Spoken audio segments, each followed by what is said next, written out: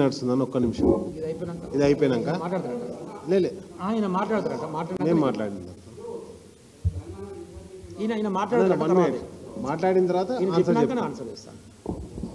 ఇప్పుడు ఏదైతే ఈరోజు ఒక మా నమస్తే తెలంగాణలో వచ్చినటువంటి ప్రధాన పత్రికలో వచ్చినటువంటి అంశాన్ని గ్రూప్ 1లో ఇంతకుముందు కిషోర్ గారు చెప్పినట్టుగా 1:50 ఇస్తా అని చెప్పేసి 1:50 ఇస్తే 28,150 పోస్టులకు మాత్రమే పిలవాలి. కానీ ఈరోజు 1:57 పిలిచి ఇంకొక 3,232 మంది అభ్యర్థులను ఎక్స్ట్రా పిలిచిర్రు. అది ఏ కోటాలో పిలిచిర్రో వెంటనే డిక్లేర్ చేయాలి.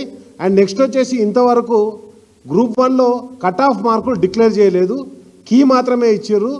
ఆ పోస్టులు ఎవరికి అమ్ముకున్నారో ఇంతకుముందు మా ఎమ్మెల్యే గారు చెప్పినట్టుగా ఆల్రెడీ పోస్ట్ అన్ని కూడా అమ్ముకుంటుర్రు. ఆల్రెడీ గ్రూప్ 1 పోస్టులు కూడా మార్కెట్లో పెట్టిరు కాబట్టి 3,232 మంది ఎక్స్ట్రా అభ్యర్థులను డిక్లేర్ చేసిర్రు. ఆ అభ్యర్థులంతా ఏ కేటగిరీకి చెందినరో వెంటనే డిక్లేర్ చేయాలి. ప్రభుత్వాన్ని పబ్లిక్ సర్వీస్ కమిషన్ను మేము డిమాండ్ చేస్తున్నాం. ప్రభుత్వ గైడ్లైన్స్లోనే ఈ అవినీతి అక్రమాలు డైరెక్ట్గా జరుగుతున్నాయి. వాటొక్కటే కాకుండా గతంలో ఏదైతే రిజల్ట్ ఇచ్చిర్రో AEE's రిజల్ట్ ఇచ్చిర్రు, 1,540 ఉద్యోగాల రిజల్ట్ ఇచ్చిర్రు. ఆ ఉద్యోగాల అనుమతులు ఇప్పటివరకు నియామక పత్రాలు అందించలేదు. అదేవిధంగా ఏఈస్కి టౌన్ ప్లానింగ్ ఆఫీసర్స్ కూడా ఏఈస్ వచ్చేసి 833 పోస్టులు, టౌన్ ప్లానింగ్ వచ్చేసి 175 పోస్టులు. వీటన్నిటి కూడా పరీక్షలు అయిపోయినాయి, రిజల్ట్ కూడా వచ్చింది. ఇంతవరకు వాళ్ళకు నియామక పత్రాలు అందించలేదు. వాటన్నిటి కూడా ఈరోజు మార్కెట్లో అమ్ముకుంటుర్రు. ఆల్రెడీ ఒక ఏదైతే ఇంతకుముందు ఎమ్మెల్యే గారు చెప్పినట్టుగా ఒక కోచింగ్ సెంటర్ యజమానికి ఇప్పుడు ఆల్రెడీ చైర్మన్ ఇవ్వడం జరిగింది.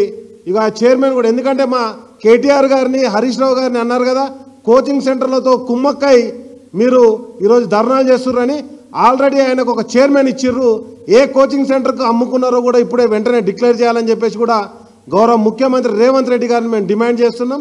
వీటన్నిటితో పాటు ఈ ఉద్యోగాలన్నిటికీ ఎందుకు డిలే అవుతుంది? ఈ 3,000 మంది అభ్యర్థులు ఎవరు? వాళ్ళు ఏ కేటగిరీకి సంబంధించిన వాళ్ళు? ఎందుకంటే నేను పబ్లిక్ సర్వీస్ కమిషన్లో సెలెక్ట్ అయ్యి నేను కొంతకాలం గెస్టెడ్ ఆఫీసర్గా పనిచేసిన కాబట్టి ఒక రిజల్ట్ ఇచ్చే ముందే ఏ కేటగిరీలో ఎంతమంది ఉంటారో దాన్ని డిక్లేర్ చేసి రిజల్ట్ ఇస్తారు. ఇప్పుడు ఫర్ సపోజ్ వాళ్ళు చెప్తున్నట్టుగా కాంగ్రెస్ పార్టీ చెప్తున్నట్టుగా కొంతమంది ఎక్స్ట్రా అభ్యర్థులకు ఇచ్చినాం అంటే రేపు పొద్దుగాల 33% మహిళలు లేరని చెప్పేసి మళ్ళీ ఎక్స్ట్రా మహిళలకు ఇస్తారా? అంటే దళిత బహుజనులను దెబ్బతీసే విధంగా తమ లాబీని నడిపించుకునే విధంగా ఆల్రెడీ సింగరేణిలో జరిగినటువంటి ప్రమోషన్లలో మొత్తం కూడా ఖమ్మంలో అమ్ముకున్నారు డంపర్ ఆపరేటర్లు అన్నీ కూడా అని చెప్పేసి ఆల్రెడీ సింగరేణిలో ఆరోపణలు ఎదురవుతున్నాయి. అదేవిధంగా ఈరోజు పబ్లిక్ సర్వీస్ కమిషన్లో కూడా ఉద్యోగాలు బేరానికి పెట్టిర్రు, అమ్మకం చేస్తున్న రేవంత్ రెడ్డి మళ్ళీ మా మీదనే బీఆర్ఎస్ పార్టీ మీదనే దుష్ప్రచారం చేస్తున్నారు. ఈరోజు బీఆర్ఎస్ పార్టీ నిరుద్యోగుల పక్షాన వాళ్ళు చేస్తున్న పోరాటానికి మద్దతు తెలుపుతుంది.